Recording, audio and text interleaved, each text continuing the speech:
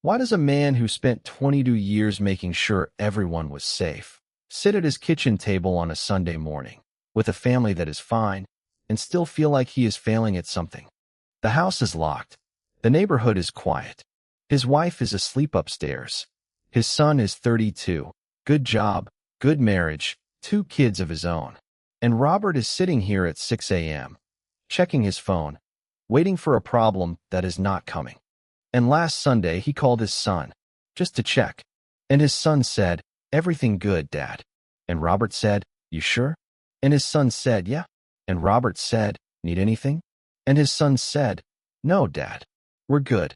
And Robert hung up and sat with his coffee and felt, for a fraction of a second, disappointed. Not because something was wrong, because nothing was wrong. And the nothing wrong felt like something he had lost.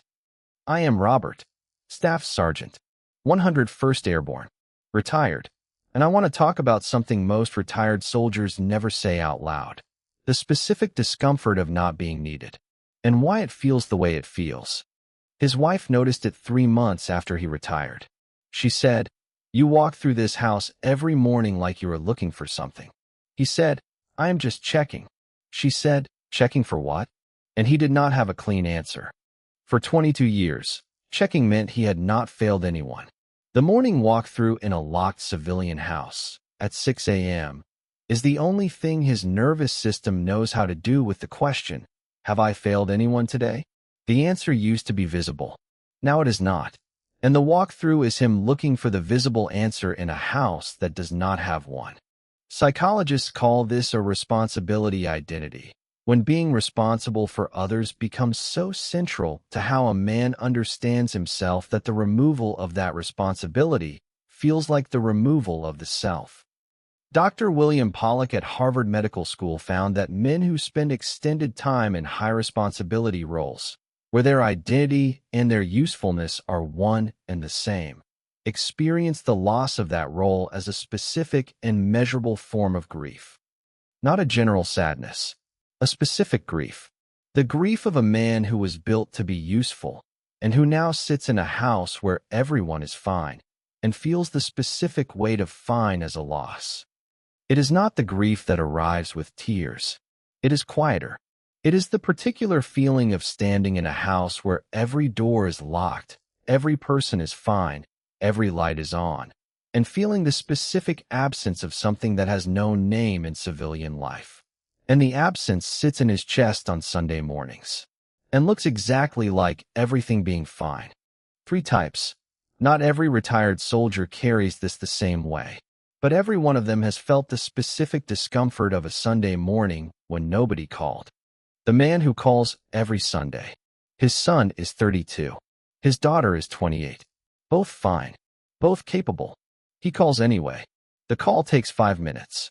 He asks if they need anything. They say no, and he hangs up feeling like he checked something off a list that nobody else knows he is keeping. The man who shows up before he is asked. His son's car needs work. He is already in the driveway before the call ends. His neighbor's fence came down. He was there with tools before the neighbor finished explaining. He does not wait to be needed. He arrives at the need. The man who feels it when they say, "I've got it." His daughter solves her own problem. His son handles his own situation. And the "I've got it" lands differently than it was meant. It was meant as, "Everything is fine." It lands as, "You are not required." Which one are you? The man who calls every Sunday, the man who shows up before he is asked, or the man who feels it when they say, "I've got it"? Drop it in the comments right now. For 22 years, being useful was not what he did. It was how he confirmed he existed the way he was supposed to exist. And when the usefulness became optional, he did not lose his job. He lost the mirror. The specific mirror that told him every morning, "You are the man you are supposed to be." And retirement did not hand him a new mirror. It handed him a quiet house. And quiet houses do not reflect anything. In service, his value was visible every single day. Someone needed something. He responded. Problem solved. He could see his own usefulness. In retirement, his value is real and invisible value. In a man conditioned to see his value, produces a specific kind of doubt. And the specific doubt sounds like this: in a man sitting at his kitchen table at 6 a.m. with a phone that is not ringing. If nobody needs me today, was yesterday real? Not a crisis, not a breakdown. The particular quiet question of a man whose entire adult life gave him the answer every morning, and who woke up this morning and found the answer was not there. His wife asked him one Sunday, "What are you afraid will happen if you don't call?" And Robert sat with that question for a long time, because the honest answer was not about his son. The honest answer was about himself. The honest answer was this: if he does not call, and something goes wrong, he will not have checked. And a man who did not check, in the world Robert was built in, is a man who failed. And failing his son is the one thing his entire identity was organized to prevent. And here is what nobody says to a man in that position. The checking is not for his son. His son is fine. His son has been fine. The call is for the man who built his entire understanding of himself around not failing the people he loves. And there is nothing wrong with that. A man whose love was trained to express itself through action, through checking, through showing up, does not unlearn that training on the day the uniform comes off. It looks for the nearest available action, and the nearest available action is the Sunday call. But the channel has a cost, and the cost is this: when his family says, "I've got it," the channel hears something the family did not say, and the gap between what they said and what he heard is where the discomfort lives. His daughter called last October. Car problem. He was already reaching for his keys before she finished the sentence. And she said, "Dad, I already called the mechanic." And he held his keys and said, "Okay," and sat back down. He put the keys on the table, and he did not pick them up again. And sitting with the keys on the table instead of in his hand was harder than driving to his daughter, and more deliberate. And the deliberateness of it was the first time in 3 years that retirement felt like something he was doing, instead of something that was happening to him. 3 things, not advice for his son. 3 specific things that help a man whose identity ran through usefulness find what he is when the usefulness is no longer the measure. First, name the difference between being needed and being wanted. These are not the same thing. His son does not need the Sunday call, but his son wants it. And a man who confuses needing with wanting spends his retirement measuring himself by the wrong instrument. Because a man measuring himself by being needed is using an instrument that retirement specifically breaks. Every time his son handles something, -1. Every time his daughter solves her own problem, -1. Every time his neighbor fixes his own fence, -1. The instrument keeps subtracting. Not because he is smaller, because the tool is wrong. Second, find the rooms where being wanted and being needed are the same thing again. Not manufactured rooms. Real ones. His grandson who wants him to explain how engines work. Not because nobody else can, because he wants Robert to explain it. His granddaughter Maya, who picks up on the second ring when he calls, and who asks him questions she already knows the answers to, because she wants to hear how he answers them. That is being needed at the level he was built for, in a room that actually exists in his life. Third, call someone because you miss them, not to check, not to make sure, not to confirm they are present and accounted for, because you miss them. And missing someone is a completely different reason to pick up the phone. He called his brother Leonard last November, not because Leonard needed him, not because it was Sunday, not because anything was wrong, because he was sitting at his kitchen table and thought, "I miss Leonard." And he called. And Leonard picked up on the second ring and said, "Robert." And Robert said, "Hey, brother, I was thinking about you." And Leonard went quiet for a moment and then said, "I have been meaning to call you too." And Robert asked, "So what stopped you?" And Leonard went quiet and said, "I figured you were busy." And Robert looked around his empty kitchen and laughed, because they were both retired. Both had been waiting. Both had assumed the other did not need them. They had confused not being needed with not being wanted. And those are not the same thing. And the confusion, in 2 men who had spent their adult lives measuring by need, had produced 2 retired men who had not called each other in 2 years. The call with Leonard lasted 51 minutes. They talked about their families. They remembered people. They laughed about things that have no civilian translation. And at no point, in 51 minutes, did either of them solve a single problem. And when the call ended, Robert sat at his kitchen table and felt something he had not felt on a Sunday morning in 3 years. Not useful, not needed, not checked in, full. And he sat with that for a while. Because full was different from what he expected. Why does a man who spent 22 years making sure everyone was safe sit at his kitchen table on a Sunday morning and feel like he is failing at something? Because his family is fine. And fine, to a man whose identity ran through being needed, feels like he has worked himself out of a job. But he did not work himself out of a job. He completed the job.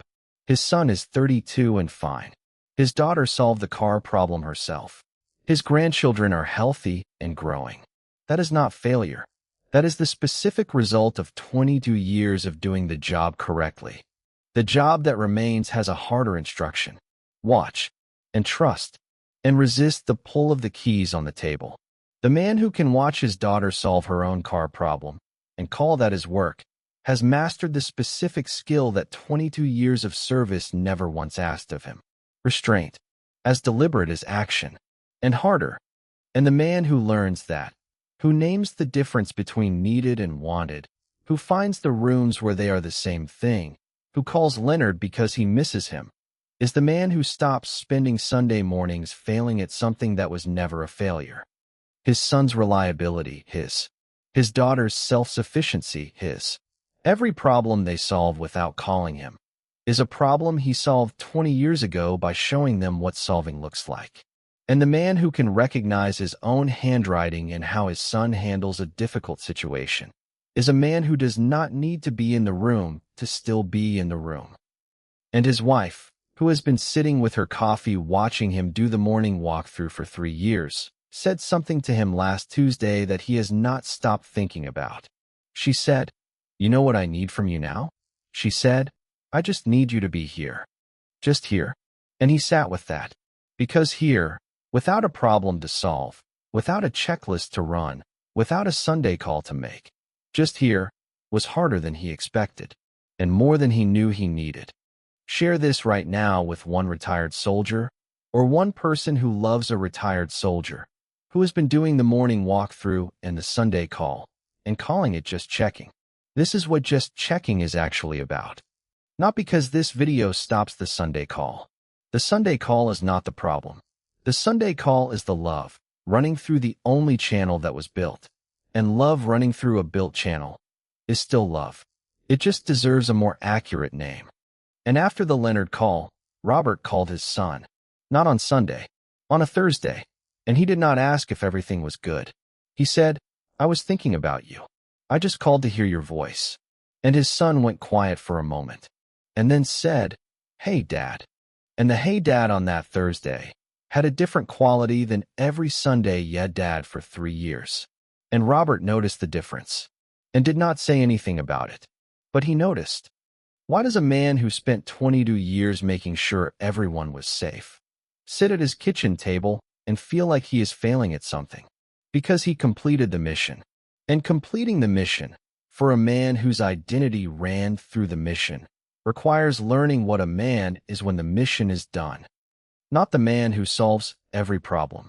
Not the man who calls every Sunday to confirm everyone is accounted for. The man who calls Leonard on a Tuesday because he misses him. The man who watches his daughter solve the car problem and calls that his work. The man who sits on the back porch and is just here. Those calls cost him nothing. No problem to solve. No weight to carry. No checklist. And they produce something the Sunday calls never once produced in 3 years. His son called him back the next day. Not because something was wrong. Just to talk. And Robert understood, for the first time, the specific difference between a man people call when they need something and a man people call when they think of him. And after a lifetime of being responsible for everyone, he finally gets to discover what it feels like to be wanted. Not because he solved something. Because he is the specific person they want to call on a Thursday, for no reason, just because they were thinking about him. Name the difference between needed and wanted. Find the rooms where they are the same. Call someone because you miss them. 3 things. Starting today, because the Sunday walkthrough is not the mission anymore, and learning what the mission is now is the most specific work of this chapter. He sat at his kitchen table last Sunday, his phone beside his coffee, his wife upstairs, his neighborhood quiet, his son fine, his daughter fine, his grandchildren fine. And instead of feeling like he was failing at something, he felt, for the first time, like he was exactly where he was supposed to be. And his wife came downstairs and sat across from him and did not say anything. And he did not say anything. And they had coffee together. And he did not do the walkthrough. And nobody needed him to. And that was enough. Share this right now with one retired soldier who has been doing the Sunday walkthrough for 3 years and calling it just staying sharp, or one person who loves him and has been watching and wondering when he is going to sit down. Not because this video stops the walkthrough, because naming why the walkthrough happens is the beginning of understanding what the walkthrough is actually for. And understanding what it is for is the beginning of choosing something different. Share this right now with one retired soldier or one person who loves a retired soldier who has been checking on everyone in the house at 6 a.m. and wondering why the quiet feels like something went wrong. This is why, and the why changes everything. And after you share it, name the difference between needed and wanted. Find the room where they are the same.